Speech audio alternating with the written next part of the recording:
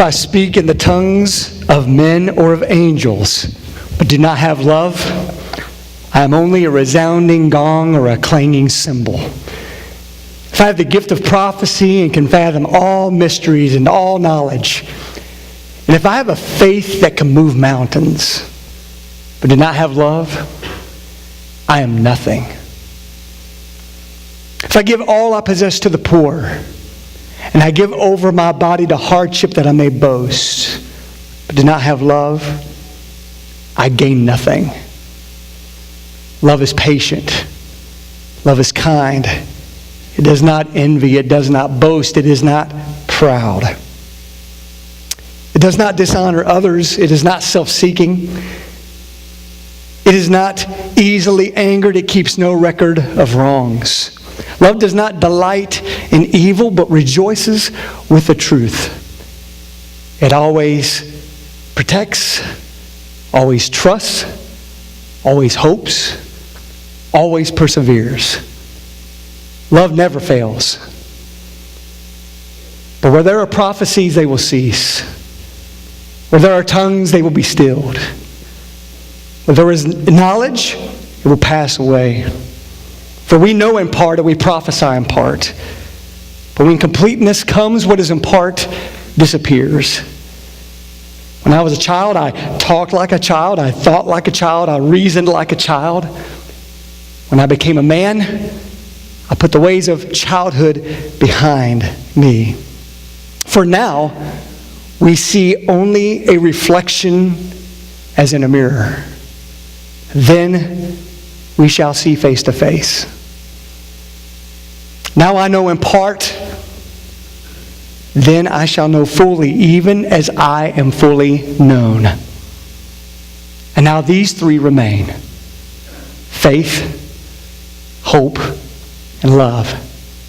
The greatest of these is love. That's real love. And God is love. He says it in His Word. And then He inspires the Apostle Paul to write these words to a church that existed in the city of Corinth. Church, well, he wrote a lot of letters to the Corinthians. And I believe he spent a whole chapter of his letter on this topic because he knows how easy it is to miss the most important thing: love.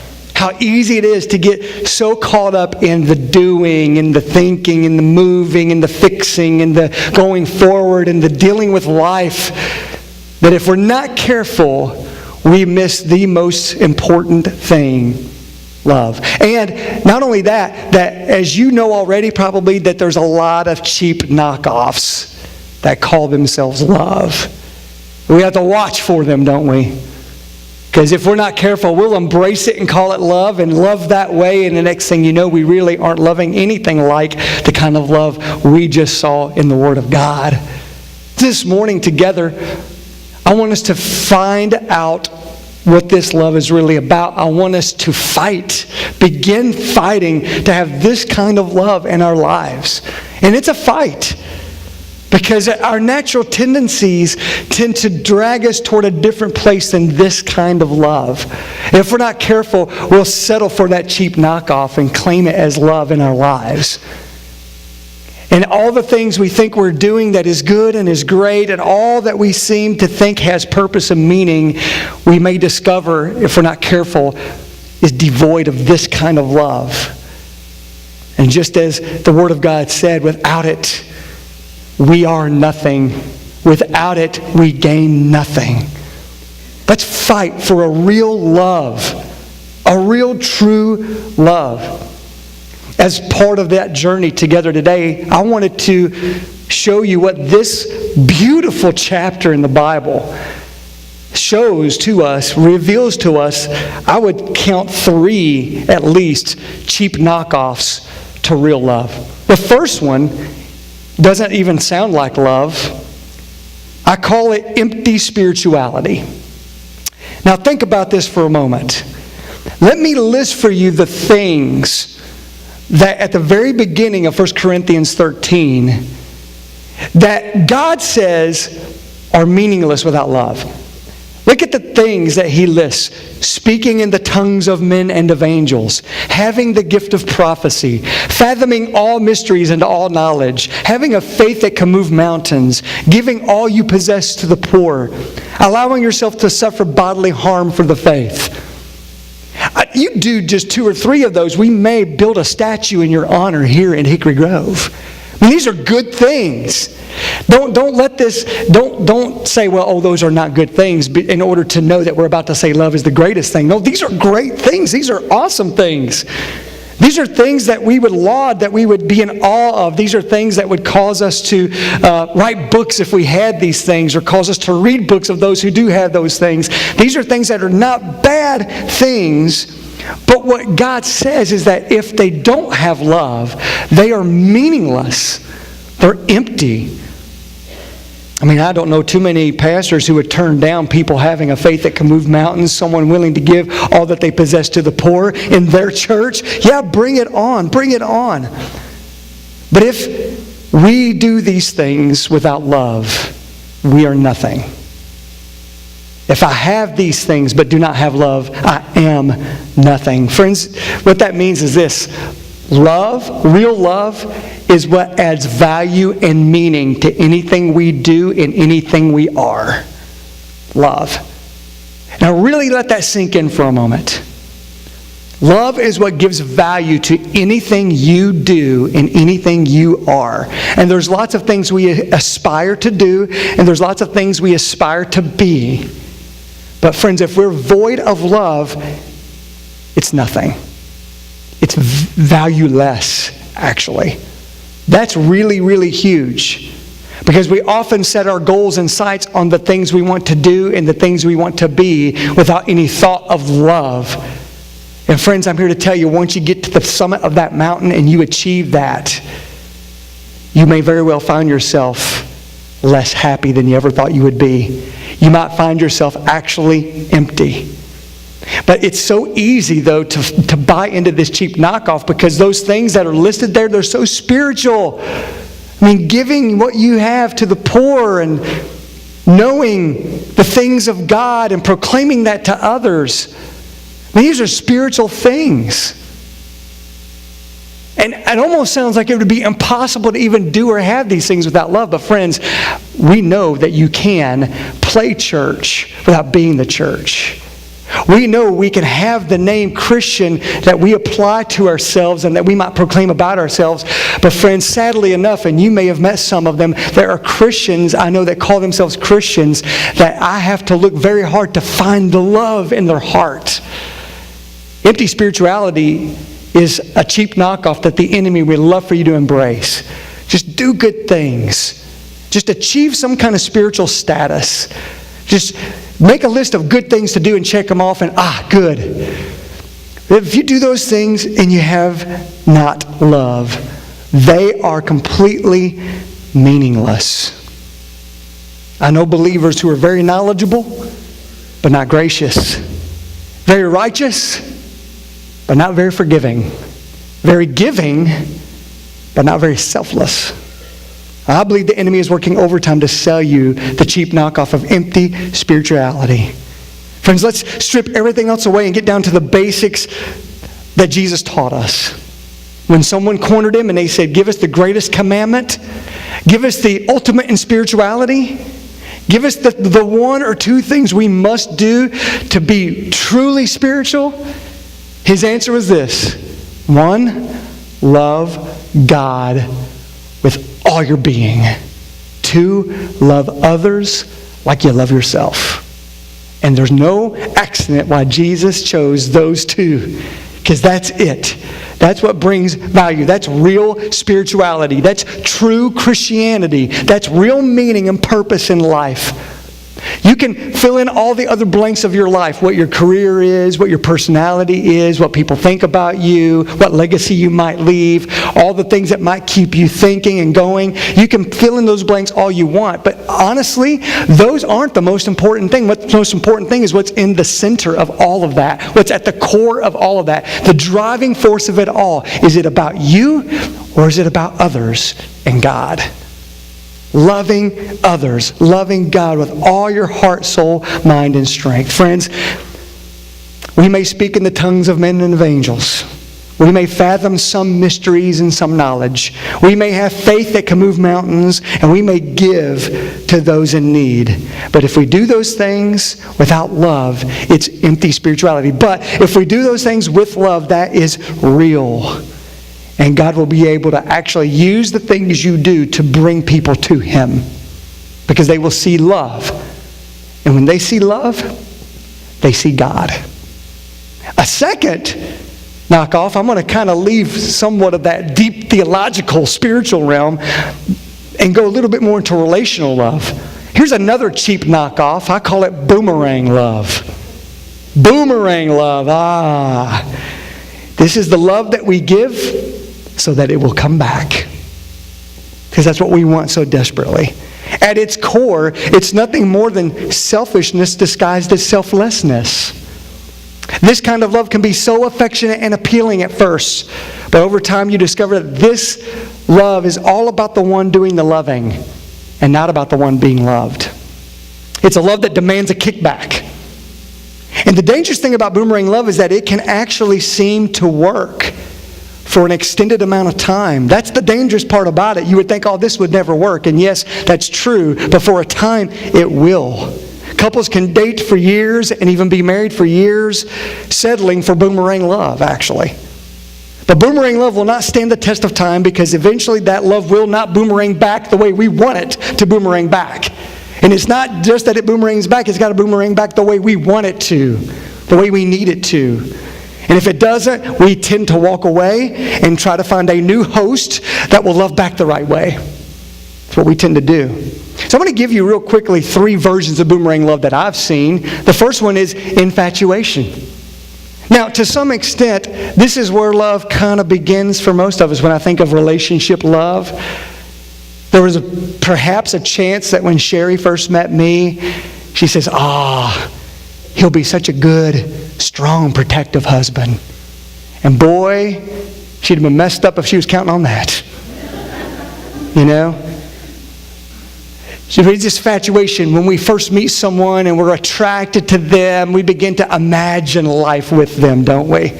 All the things that we will do together, all the things they will be to me and I will be to them. We start picturing us with a nice blanket in a park, in a picnic basket, and the sun's just glimmering, and the kids are well behaved and smiling. You're the best parents ever, you know? We haven't gained any weight since we started dating. Her skin is completely beautiful. No zits, no wrinkles. That's what we picture, and it's so beautiful and so awesome. And then reality hits very quickly sometimes, or sometimes it takes a while. We get infatuated and we fall in love with the idea of what that love ought to look like. And friends, if we really have true love, that infatuation fades away and we see what's real, and we're totally pumped about it because that's real. Friends, if you just settle for infatuation and that's all it is, well, let's just say you're going to be disappointed. And what's bad about it is that sometimes people are going to hold on to infatuation kind of love for a long time. This is why we sometimes tell people, be really careful when you first meet someone not to go ahead and marry them right away, because you think you might know, you have an idea about them that you don't really know yet. At least see all their moods first so that you can know some of the advice we might give to folks. But infatuation love is rather than loving someone for who they are, we love them for what you hope they will be to you. At its core, that's not selfless love. You just love the idea of what you want as love. That's infatuation. Then there's narcissism. That's a version of boomerang love. This is a love that is all about me. And what makes this kind of boomerang love very dangerous is that it will go all out to love the other person in some pretty radical ways. And who would not want to be loved in a radical way? But the whole point of those radical actions is to manipulate the one being loved into being and doing what that person wants them to be and do. That's a scary kind of love. People have this narcissistic love. They do a lot of wonderful, radical things for the person they're loving. And it looks really great. Like, wow, you did that for them. You bought that for them. You went there with them. You did all this for them. But at the end of the day, it was all because so that now I've kind of got you. Now you need to do this for me. And now I expect this from you. That's a scary kind of love, in my opinion. It's not selfless love. One other version of boomerang love that I'll throw out, the last one, is codependency. This is an interesting one. This one is well disguised. And what's dangerous about it is that it can last a long time, not really being detected. But it's a love that is based on neediness. If you're a codependent kind of person, you will say one of these two things. I need you to help me, and I can't make it without you. Sounds like a beautiful love song lyric, but it's not good, healthy love. Or another version of that is, I need you to need me, and I don't want you to be able to make it without me. That's the other version of that. And if you find one of each of those, they get hitched. And it lasts really a long time sometimes because it works out well. I need you to need me. I need to be needed. I need you to fix me, and I want to fix you. And so that kind of works out well, but it becomes a real toxic, selfish, inward love if we're not careful. I don't know if you've seen it, but I've seen it many times. I've experienced it.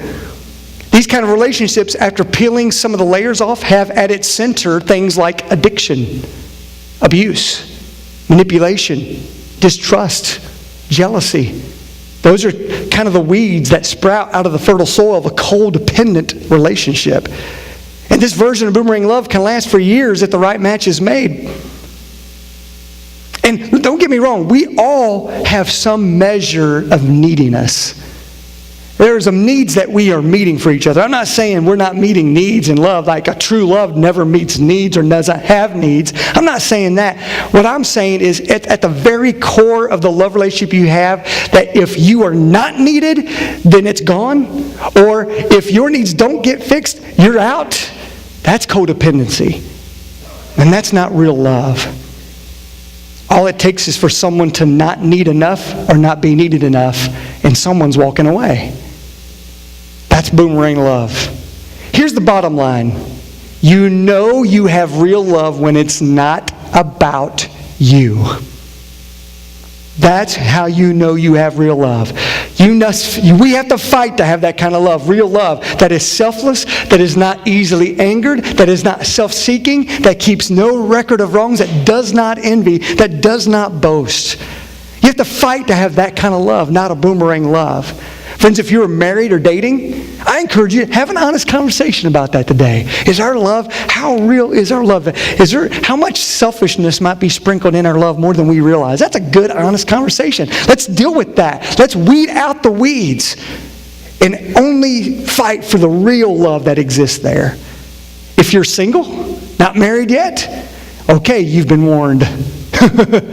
There's some cheap knockoffs. Boomerang love, watch for it, avoid it, call it out before you commit to it. If you're single again, and maybe you've been touched by this in some way, learn from it. And start really loving others with a true, real love. Friends, real love is worth fighting for. And I would ask you, is your love about you? Or is it about God and others? It's time to rip off the mask of boomerang love and fight for real love. One last thing. One last cheap knockoff. We've talked about empty spirituality, doing really good things, looking all spiritual, but having no love in it, which makes that meaningless. And we've talked about boomerang love. In relationships, it can be very toxic and selfish. One last thing, I would just simply call it temporary love. In the last part of 1 Corinthians 13, it lists several things that are temporary. And it sounds surprising when you think about it. Prophecies, knowledge, the spiritual gifts, such as the gifts of tongues, that these things are temporary. Then it gets very deep and philosophical, talking about how we grow and mature, putting childish ways behind us. And then it goes on to reveal how even when we have our greatest clarity here on this earth, that it's like looking into a dim mirror that needs a good washing with Windex probably. That at our best on this side of eternity, that's all we can really fully see. Just a reflection in a mirror. But the day is coming, friends, when those who have placed their trust in Jesus Christ will enter into their heavenly home, and oh, the clarity we will have. Oh, the completeness of our knowledge. All the clarity of our vision. We will not see only a reflection in a mirror. We will see face to face. And we won't know in part. We will know fully. And what God inspired Paul to do here is to, as we draw lines for what's important and what's big and what's awesome on this earth, and we start to draw a line to eternity, some of them stop. Prophecies, knowledge, these outward spiritual gifts, good, great, awesome things, but they stop at eternity. But there are three things that don't: faith, hope, and love. And the greatest of those is love. Love is a bridge from the temporary to the eternal. That's what makes love so amazing. It's what gives things so much value. We must fight to rip off the temporary loves that we sometimes see, such as feeling. I don't know about you, but I'm so tired of love being minimized to just merely a feeling. I like the feelings, and they happen, but you and I both know, you who are married, when you wake up and you lean over to kiss and you smell that dragon breath, I'm going to pass on that kiss. I'll see you later. Right? Those feelings don't last forever, do they? And sometimes we tick each other off. We push those buttons. Sometimes we even do it on purpose. Ooh, happens, doesn't it? Because we fail, we sin, we mess up. So feelings, that's temporary love. Man, I've heard so many stories of one-night stands, relationships of convenience, a marriage commitment even that's really based only on certain conditions. Friends, I don't know about you, but I'm ready to be done with all that. Let's fight for real love. Love that says, I'm not leaving. It always protects. It always trusts. It always hopes. It always perseveres. It never fails. I'm tired of love being described like a pit that you fall into or a ledge that you fall out of. Love is way more than that. It's a choice to care about someone no matter what and to do what is eternally best for them. It's not a temporary condition. It's an eternal attribute that makes us see others the way Jesus sees them and to treat them the way Jesus treats them. That's real love. And friends, that's a love that lasts. It's an eternal love. And I know several couples when it comes to the marriage version of this that have set such an amazing example of this. I want to show you a video of two of them that have done that.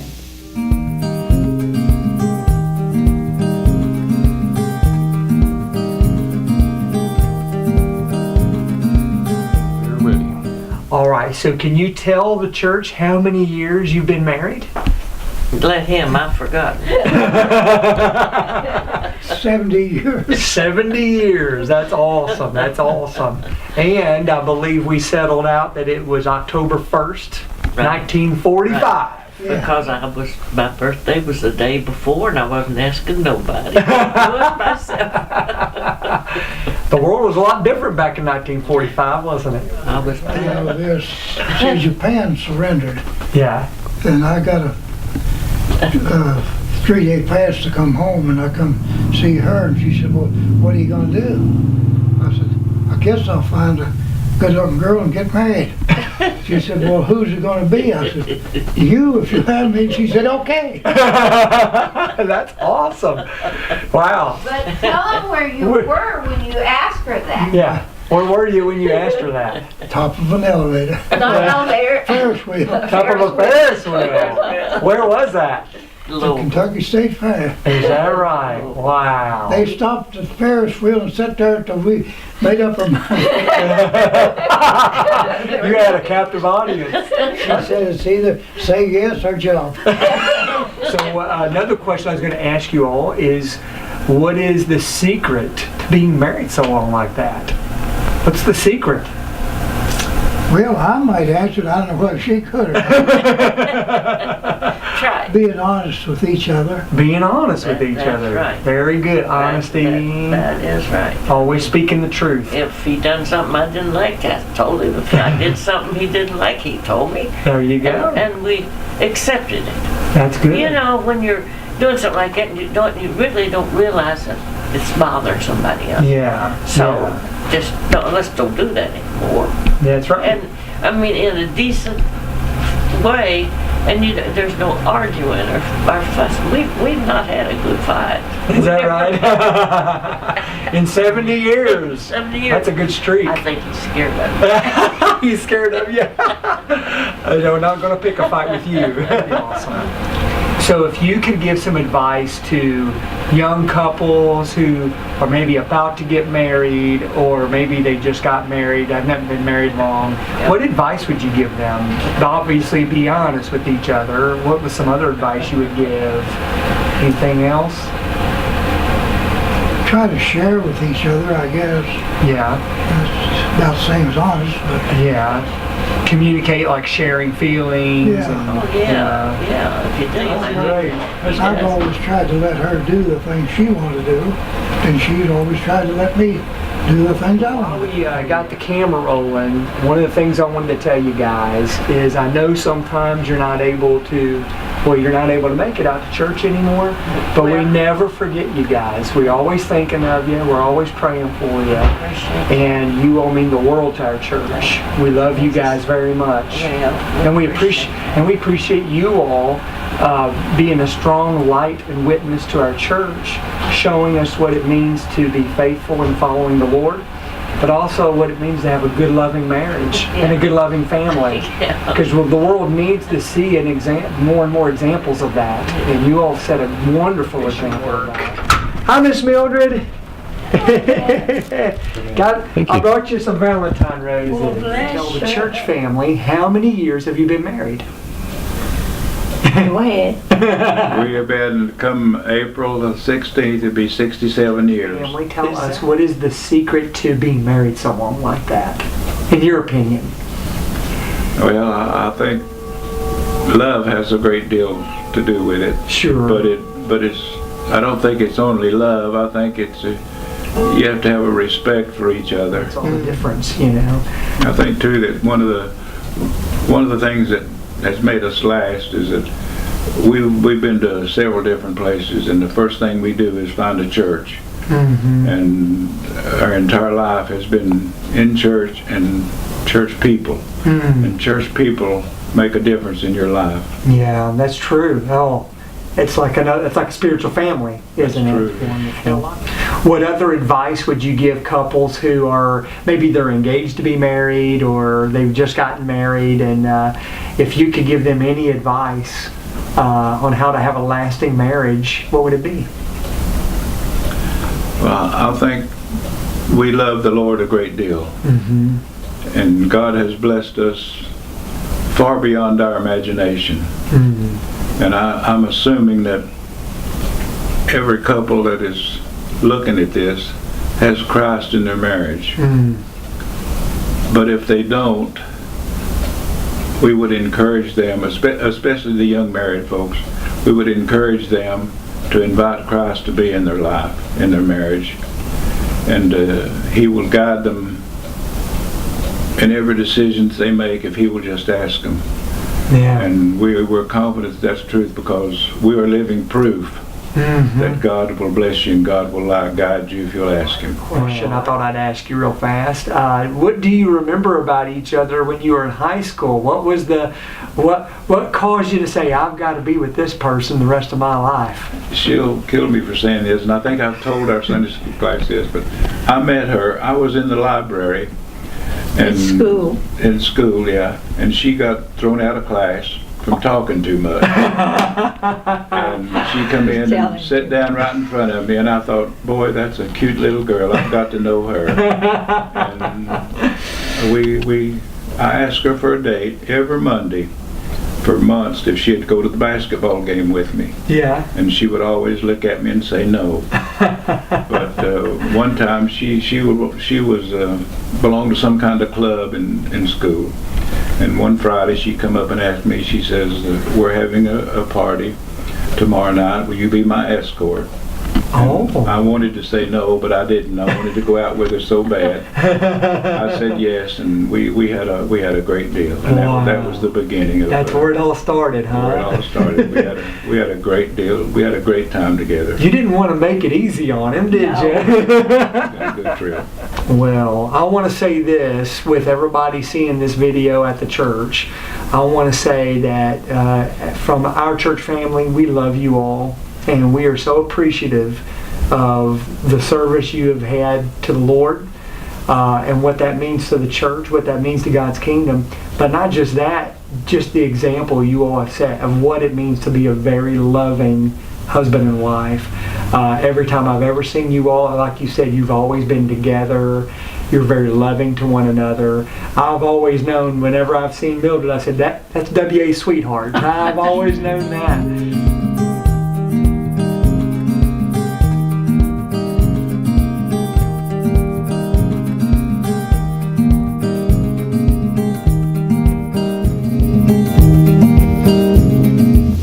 Man, I tell you, when you start your story of how you got married by saying, well, once Japan surrendered, I got to come home and propose. I'm like, my mind just exploded. I'm like, man, we just need to sit at the feet of these people for about a month, don't we? And learn what it means to have real love, because that's worth fighting for. And they fought. And they've won over and over and over and over again. Man, I tell you, God is right. These three do remain: faith, hope, and love. And the greatest of all those is love. And friends, I want you to leave here ready to put your dukes up. Whatever it is standing in the way of you having real love, let's fight. It's fighting words when you hear that selfishness creep up in your mind and in your heart, asking you to do what you want to do rather than what they want to do, asking you to manipulate, asking you to be needed rather than to meet needs. It's time to fight those things.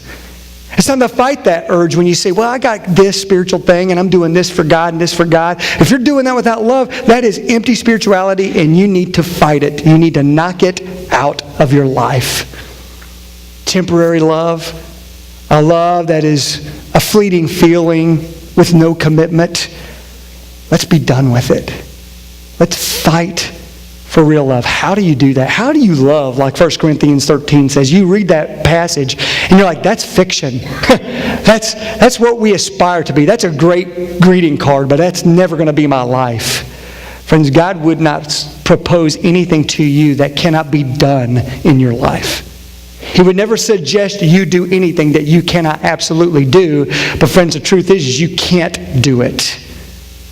But Christ can. Jesus is the answer to the way that you can love like this.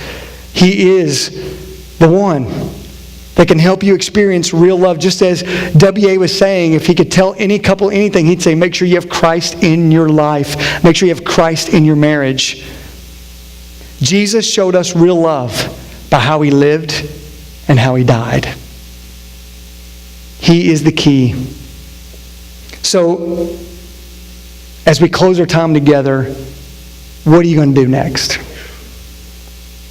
I think, first of all, if you have never asked Jesus to come into your life, or if for some reason you've done that but you've never let him in on your relationships, in on your marriage, it's time. It's time to invite him in. and give Him the keys and say, you're driving now. You're driving my life. You're driving my marriage. You're driving my family. It's yours. Maybe that's your next step today. Maybe you just aren't hanging out with Christ enough to even know what real love looks like. Well, get back with Him. Get reacquainted with Him. Start being with Him in His Word, in prayer, here in this church, more frequently. And allow Him to show you what love is and to guide you in that love. Friends, I'm done with false love. Life is too short. The stakes are too high to settle for anything less than that.